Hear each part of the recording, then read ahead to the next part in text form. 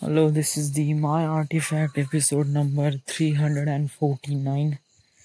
आजची तारीख आहे 11 फरवरी. ॲक्च्युली 11 फरवरीला मी आर्टिफॅक्ट एपिसोड केला होता, बट तो आर्टिफॅक्ट एपिसोड रात्री 9, 8, 10 बरोबर आहे. ॲक्च्युली मी 11 फरवरी खूप वेळा म्हणला ना, so that is why it असं वाटते का डबल रिपीट झाला डे, बट इट्स नॉट. आजची 11 तारीख आहे, 11 Feb 2016. It's the Avatar day.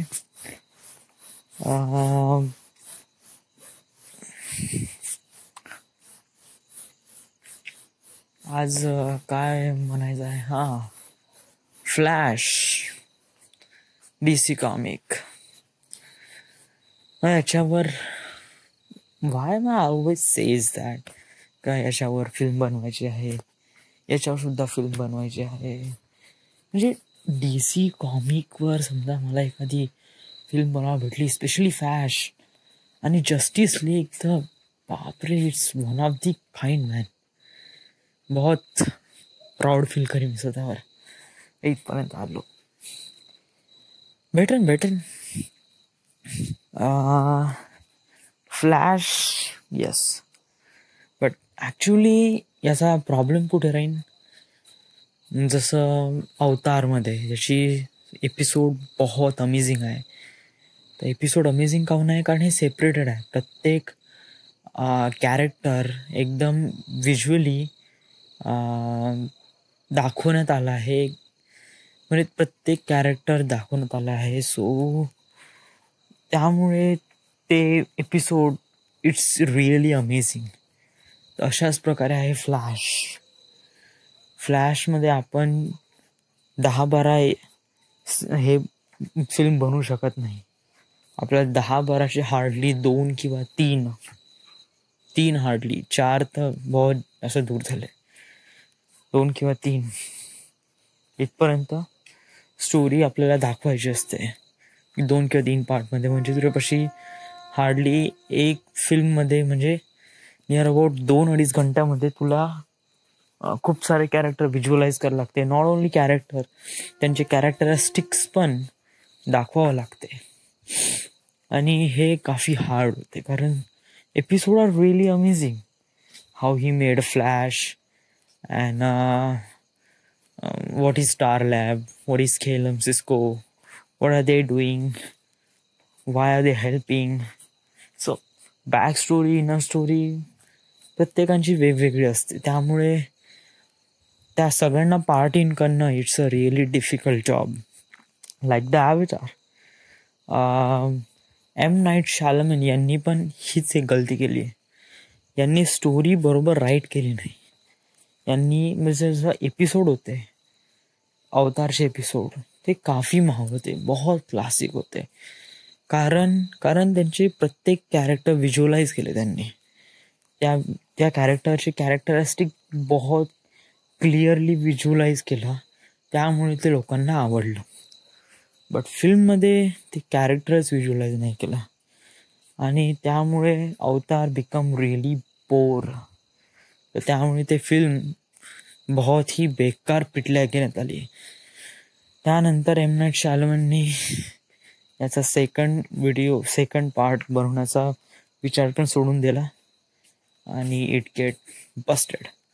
पण माझ्यापाशी आहे स्टोरी. माझ्यापाशी पार्टमध्ये डिसाईड केलं आहे का कोणकोणते कसं दाखवायचं. त्यामुळे flash is one of the kind.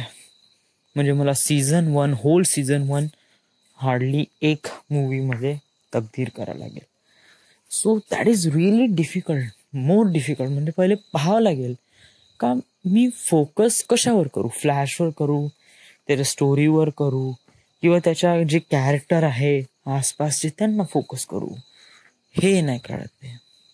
So that is it became really really creepy job. जर याच्यावर फ्लॅशवर कोणती मूवी समजा बनवायची असेल, अजूनपर्यंत याच्यावर फ्लॅशवर कोणती मूवी बनवली नाही आहे. हार्डली याचे एपिसोड्स खूप सारे आहे, 1989 आणि आता 2014. अजून याचे कार्टून सिरीज पण आहे, बट फ्लॅशची अशी कोणती ओरिजिनल मूवी प्रिंट अजूनपर्यंत नाही आहे. कारण ही स्टोरी बहुत लंबी आहे. सेंट्रल सिटी पोलीस लाईनमध्ये एक forensic scientist, he became a fastest man alive. So that is really hard to achieve those targets. But I can do this. I can do anything, man. मी अवतारच्या सीझनला 2 ह्याच्यात convert केले. 2 नाही, 4 पार्टमध्ये, sorry 1 सीझनला 2 पार्टमध्ये convert केले. म्हणजे 10 episode एका फिल्ममध्ये, 10 episode other फिल्ममध्ये. त्यामुळे 10 एपिसोडमध्ये काय दाखवण्यात आलं आहे, कशावर फोकस करायचं आहे, त्याची डेस्टिनी काय, अवतार काय आहे, कटारा, अँग, साका, आणि 10 पार्टमध्ये प्रत्येक कॅरेक्टरची कॅरेक्टरिस्टिक, जसं यू ए नाही ते तर सेकंड पार्टमध्ये जेटपर्यंत येणारे सगळे एपिसोड मी कॅल्क्युलेट केले. आणि कशाला अर्थ किंग वगैरे, सिक्रेट्स ऑफ ओमाशू, तर सगळ्यांचे मी बरोबर व्हिज्युअलाइज केलं. त्यामुळे ते एक फिल्म तयार झाली. फ्लॅशमध्ये असं होणं पॉसिबल आहे. मला खूप डोकं लावावं लागेल. प्लस मी अजूनपर्यंत DC कॉमिकवर इतका फोकस नाही केला. म्हणजे I want to make a movie on Flash, but it's really long. It takes so much long. So, and I can do this. Of course, I can do this. So, I should probably wait for this. म्हणजे जेव्हा राईन project भेटन तेव्हा मला decide करायला लागेल. आणि तेव्हा खूप सारे जण राहते यार हेल्प करण्यासाठी. So I can manage all those things. So yes, it is yes, I can make it the flash. And then after the Justice League. Yes. Justice League Rao. Marvel film बनवण्यामध्ये जी मजा येते ना, same मजा येते राव justice league में 10 times मजा येते. मार्वलचे मूवी, या इट्स रिअली अमेझिंग. DC कॉमिक्सची movie, it's more than amazing man. DC कॉमिक्सचा बजेट $150 crore. मार्वलचं budget $100 crore. So it's kind of stuff like that. म्हणजे people like Marvel's too, but DC comics is one of the kind. स्टॅनलीने बरोबर parting केलं आहे. जसं मार्वलमध्ये कोणकोणते टाकले आहे, स्टॅनलीने बरोबर नाही का, जे खूप चांगले सुपर हिरो आहे ना, त्याला इथे टाकून दिले DC कॉमिकमध्ये. आणि मग जे उरलेले आहे नॉन सफिस्टिकेटेड, ज्याच्यावर लोक जास्त पाहत नाही, ते इथे टाकून दिले मार्वलमध्ये. तरी Marvel it's one of the kind. मार्वलनी बरोबर त्याचं पार्टीन वेगळं केलं, बरोबर त्याला जॉईन केलं, आणि it's make really amazing story line. आणि त्याच्यावर ॲव्हेंजर्स पण बनवण्यात आला आफ्टर दॅट. बट DC कॉमिकमध्ये हा सेक्शन थोडा पिछे राहिला. जरी हे प्रगतीपथावर आहे तरी थोडासा डिफेक्ट झाला आपल्या याच्यापासून. कारण सुपरमॅनवर आतापर्यंत एवढ्या साऱ्या मूवी निघाल्या, बहुत साऱ्या मूवी निघाल्या सुपरमॅनवर. बट ॲक्च्युली सांगू, सुपरमॅनचा प्रॉब्लेम काय होता, Superman need a graphics, lots of graphics. आणि आतापर्यंत निघालेली जी मूवी आहे, जे 2012च्या अगोदरचे, तर त्याच्यामध्ये ग्राफिक्स इतकं काही खास नव्हतं. प्लस सुपरमॅनवर बहुत सारे क्वेश्चन्स होते. अंडरपॅन्टवर तर त्या चड्डीवरती एवढे सारे क्वेश्चन होते का, बहुत सारे क्वेश्चन.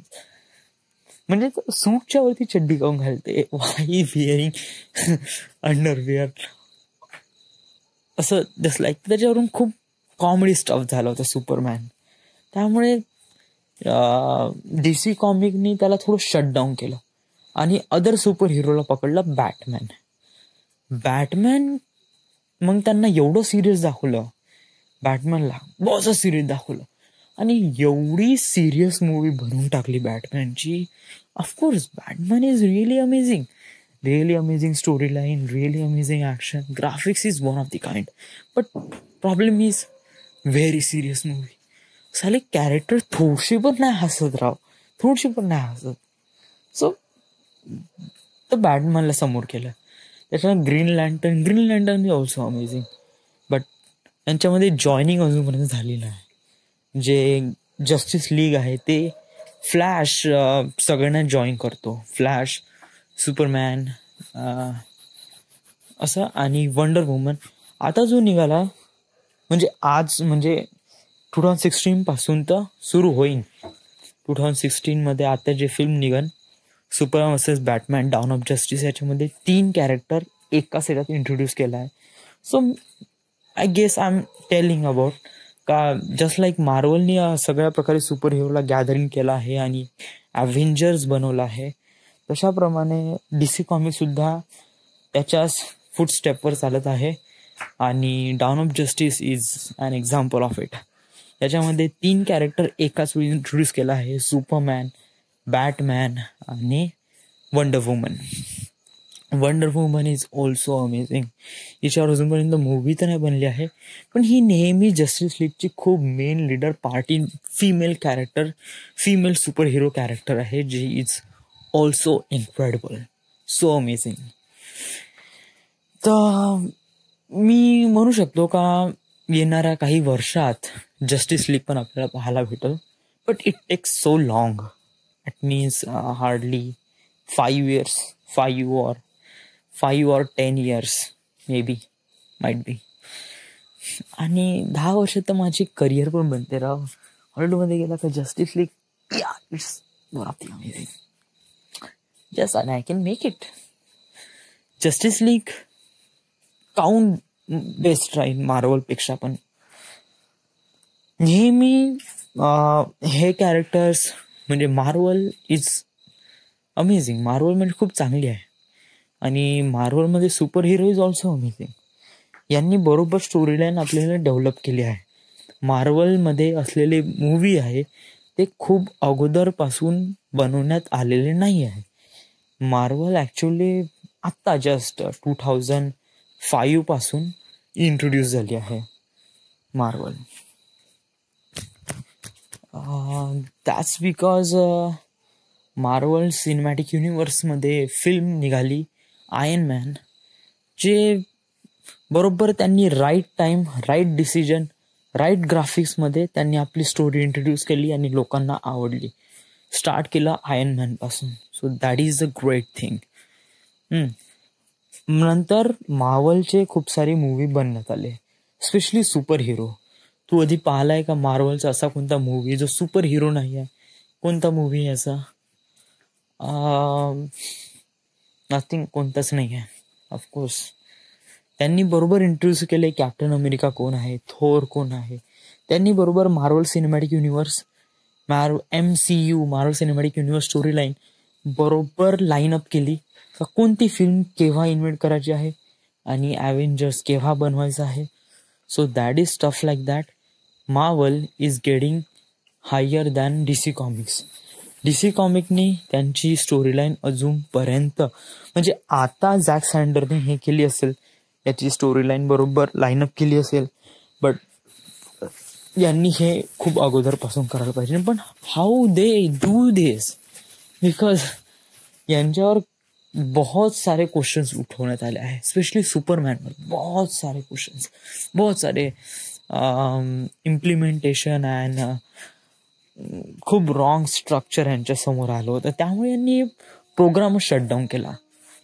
खूप म्हणजे सांगू, फर्स्ट सुपरमॅन आतापर्यंत मूवी, सुपरमॅनची मूवीवर किती मूवी निघाले आहे सांगू?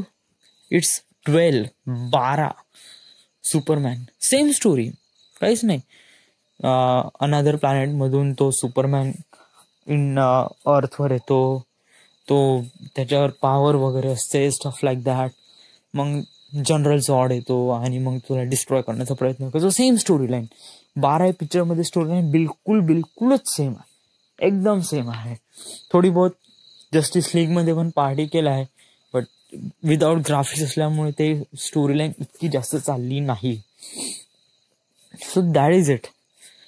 तर सुपरमॅनमध्ये हे एक अशा गोष्टी आल्या आहे. का बोलून राहिलो यार मी माहित नाही. आज फ्लॅश बघितलं ना, तर फ्लॅश पाहून मी असं थोडंसं आलं डोक्यात, तर म्हणून राहिलो. ॲक्च्युअली मी आज बहुत एक्झॉस्टेड आहे, बहुत एक्झॉस्टेड. आज सकाळी उठलो, जिमला गेलो, जिमवरून आलो, जेवण केलं, चांगला पीसफुली बसून होतो. आईने केला की चाल म्हणे आंबोड्याला गेलो. 24 किलो अंगूर घेतले, 1000 रुपयाचे अंगूर गेले, दान केले. तिथून आता 7 वाजता आलो. नंतर साफसफाई वगैरे केली आणि बसलो फ्लॅश पाहत. जेवण केलं खूप जास्त, 5 पोळ्या खाल्ल्या आणि यस, आता 85 एपिसोड. मी म्हणत आहे की तुझं असं राहणं म्हणजे आता थोडंसं काय झालं की एक इन्सिडेंट सांगतो. आज लाईन गेली आहे, तर माहीत नाही मला एक्सपिरियन्स आला का हा बरोबर 2:30 वाजता लाईन, 2:30-3 वाजता. तर बहिणीने विचारलं लाईन केव्हा येईन. मी म्हणलं 2:30 वाजता. नक्की. मी म्हणलं हो. तुला कसं माहीत.